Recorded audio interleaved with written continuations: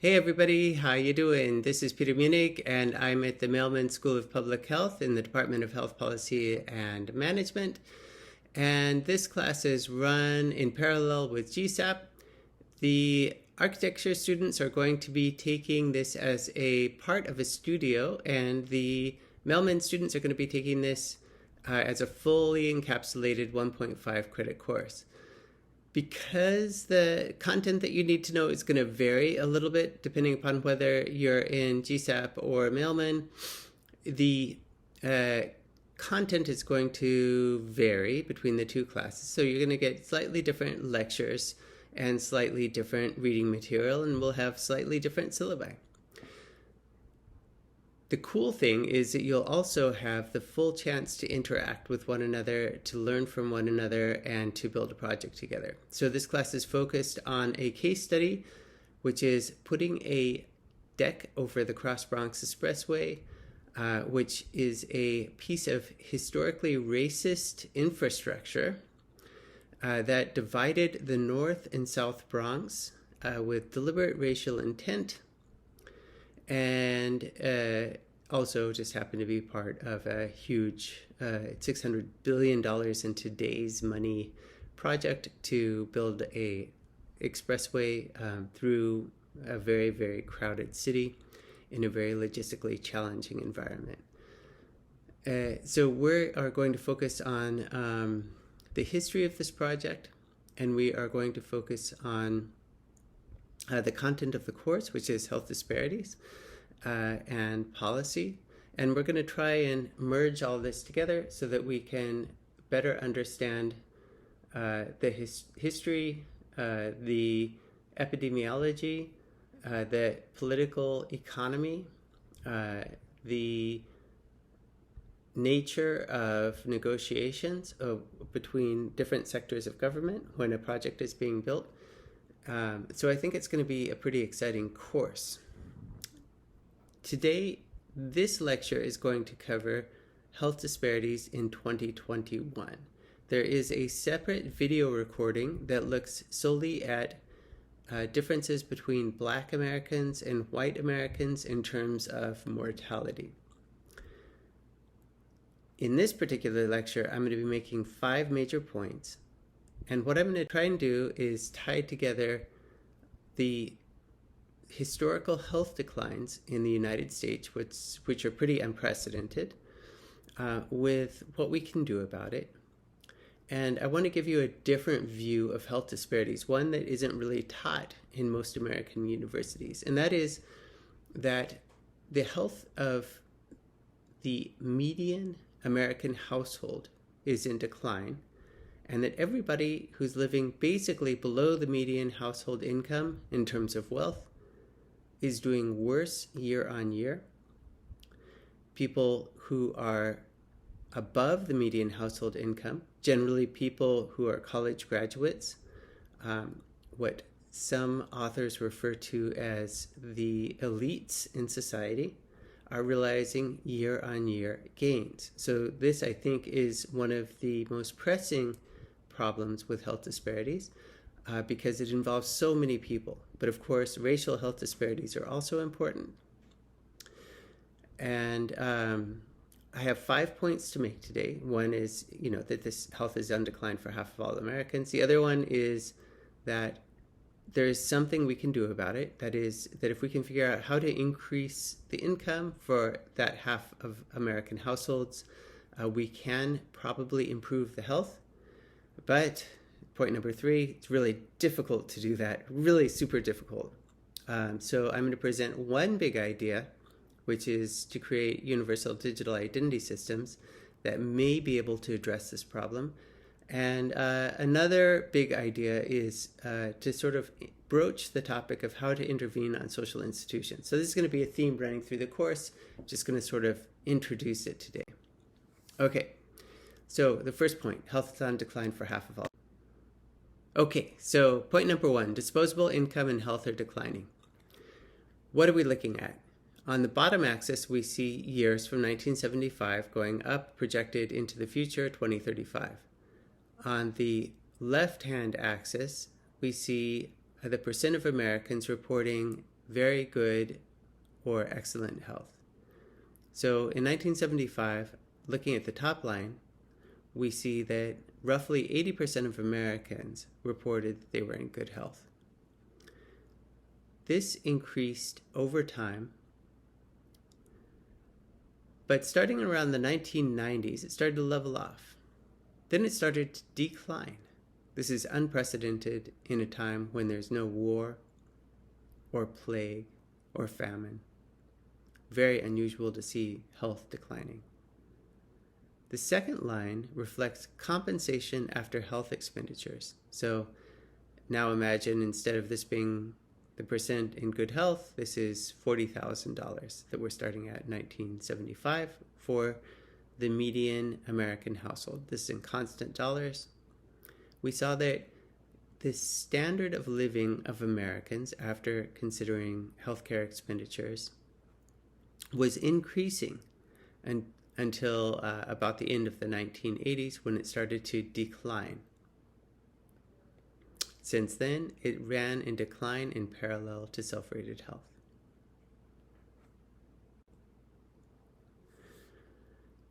Here, we're looking at mortality rates per 100,000 people. So we're no longer looking at health. Mortality rates for Black Americans is on the top, and mortality rates for white Americans is the dashed line on the bottom. So throughout this whole time period, we see one thing that's notable is that white Americans have lower mortality, that means a higher life expectancy, than Black Americans. We also see that these lines are not really going down. They're kind of going down, but not really. If we look at the red line, we see the OECD average for mortality rates. So while the OECD is declining in terms of mortality, Americans are seeing a pretty flat leveling off of mortality rates over time. Also strange in a time when there's no famine and there's plague, but there's no war, and the plague is very recent, so it doesn't cover this time frame. All right, let's focus on this little area in here. So what are we looking at? We're looking at a period between the 1980s and 1990s in which health disparities between Black Americans and white Americans widened. What was this? This was the co-pandemics or syndemics of HIV and crack cocaine. Here, we see that the differences between Black Americans and white Americans is narrowing. Why is it narrowing? Well, it's narrowing because white Americans are seeing increases or bumps in mortality due to opiate use. So the good news here is that increasing household income does improve health. Now, architecture students might not be super familiar with the idea of correlation and causation. One of the big debates in public health historically has been if we see a relationship between income and mortality such that mortality increases as income declines, is that because sick people are less able to work? Or is it because poor people are more likely to be sick? Well, of course, both of those things are true. Poor health produces a decline in income. But if this effect were dominant, the income gradient would look like this graph. Why would it look like that graph? Well, what we're looking at here is the risk of death by income. So this is people below the poverty line relative to people above the poverty line, and age. Your risk of death should increase with age if illness is driving income. Why? Because as people get older, they're more likely to become sick. So as you grow older, your risk of dying if you're poor is higher. And that's because you're more likely to become sick, and so you're more likely to become poor. Conversely, if it is the case that income is causing disease, then income would be producing a decline in health from a wide variety of exposures to what we call the social determinants of health.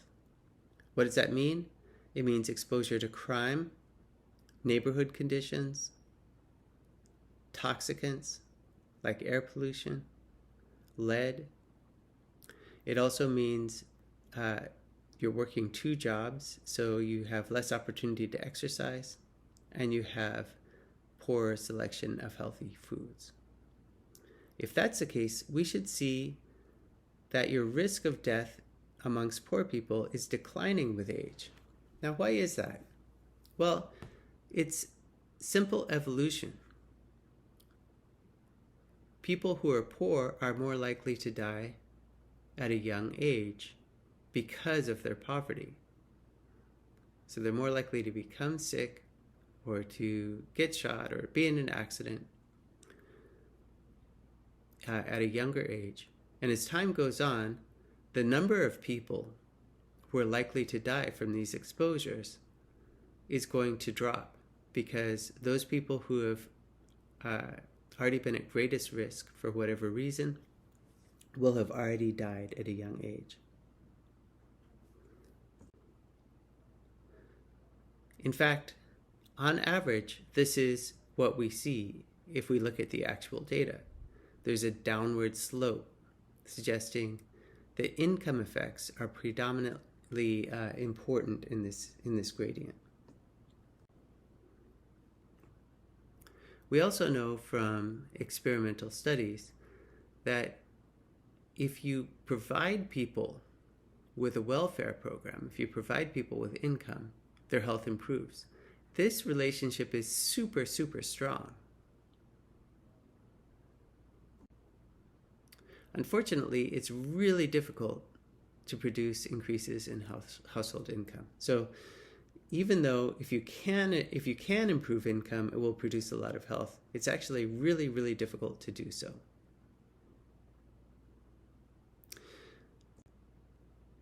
So in these same studies, we see that even though the relationship between income and health is really strong,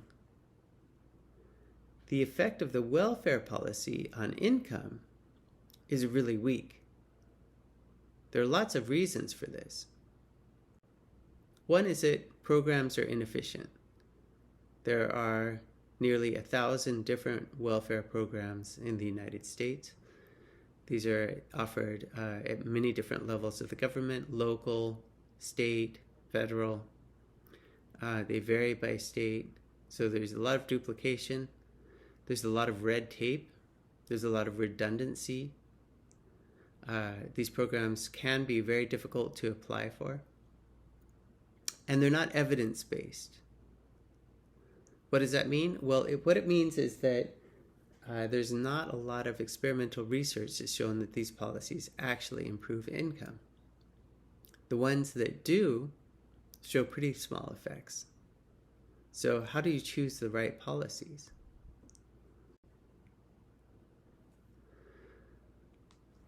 Another issue here is that poor people tend to have a lot of stress in their life.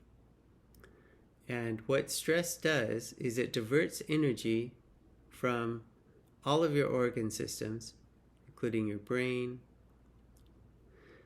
into your muscle systems. And the idea is that, historically, as we were hunters and gatherers, or even before we were humans, just our basic animal response system, if we were presented with a threat like a puma, we needed to run and get out of there. So that's something that happens over the course of minutes. In modern day society, people are stressed out all the time. What does that mean? Well, it means that their body is always trying to divert energy from their brain and their other organ systems into their thigh muscles so they can run away from a prey. But what they're really doing is they're driving a car and getting angry at other people. They're having a conflict at work, that kind of thing. So day-to-day life is pretty stressful, and it's much more stressful for poor people. So as a result, the brain is constantly being deprived of needed nutrients. The neurons become fragile and they die. So one of the areas of the brain that's heavily impacted by this process is executive functioning. You may have experienced this in a moment of panic when you did experience a threat, like you were in a car accident or somebody was threatening you. You might have felt panic, a complete lack of clarity in your head. What happens when this is chronic is that this area of the brain that's responsible for decision-making, planning, executing tasks, controlling impulses. You know, when you're under a threat, you just want to run. But the area of brain that controls this process can shrink over time, especially amongst low-income populations or people who experience racial discrimination, making it more difficult to plan for the future and to execute that plan, to control impulses, to organize your thoughts. Stressed people also eat poorly. So you can see how, and exercise less, so you can see how stress has multi-faceted impacts on the brain and body. And it also means that it becomes more difficult to do something like apply for a welfare program. As a result, you have low uptake of welfare. Now in America, most welfare programs are means tested. What does that mean? It means that if you are poor, you qualify. If you're over a certain age, you qualify. There's different kinds of means testing, qualifications testing. And as a result of that, only certain people qualify. And I mentioned that there's nearly 1,000 programs out there.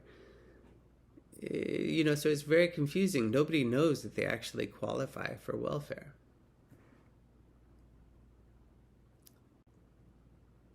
Complicating this is the political economy. So welfare programs are weakest in the areas with the highest mortality. On the left, you see states that have expanded Medicaid, and on the right, you see where mortality from strokes is highest. You can look at this map for any condition, and you will see the same thing. The South is especially vulnerable to disease, and the South is especially unlikely to have the kinds of welfare programs that could create environmental conditions to reduce stress and prevent that disease. So how do we deal with this problem? Here's a big idea. What about creating universal digital ID systems? What does that look like? Well, here are two examples. One is Korea and one is Estonia. In these two countries, they have very similar systems. The idea is you have this card. This card has a chip in it. That chip is linked to things like your fingerprint and your facial structure. And it becomes a very secure way of logging into a system that is in turn linked to multiple data sets over a blockchain. Don't worry about what that means. It just means that it's extremely secure, much more secure than Americans live their day-to-day lives, and all of your information is there.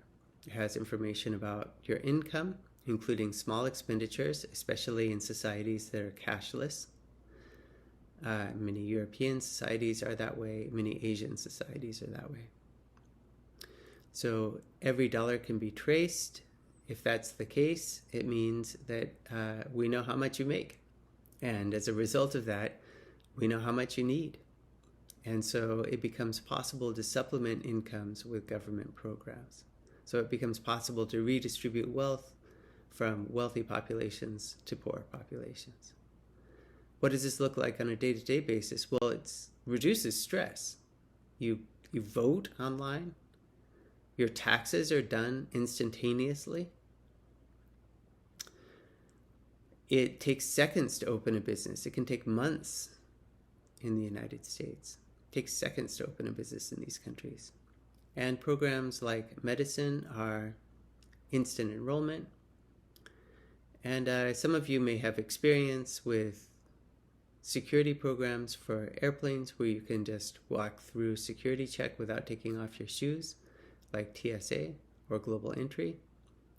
And these programs expedite, just moving from point A to point B. That can all be done electronically with your ID system in these countries. So life is just a lot easier. There's no hassles. Even enrolling in your university and paying for tuition, that's easier. So let's expand that onto welfare programs. Now, all of your data is in the cloud, and most of that data is owned by the government or is held by the government, but you completely control access to it. So the government knows how much you make. They can give you income supplementation. They can provide you with housing. They can provide you with health insurance, depending upon your needs. Okay, so just to review these first 4 points, I mentioned that health is on decline for half of all Americans. I mentioned that increasing household income does produce improvements in health. And the problem with that is that it's very difficult to produce increases in household income. One big idea is to create a universal digital ID system. The 5th point I'd like to sort of discuss here is that it is also possible to intervene on social institutions. So one example that I gave the mailman students that's very concrete is improving teachers' salaries. I'm not talking about my salary. I'm talking about high school teachers, grade school teachers. Now, in the United States, if a teacher goes into a bar, meets somebody, says they're a teacher, the person's going to sort of slide away. In Finland, the opposite is true. Teachers are highly, highly valued within society. They're like doctors or better. So because teaching is so highly valued in some countries, the schools are not competing for the best teachers. The best teachers are competing for the schools. So you have a very select group of people who are teaching students. They tend to do a very good job.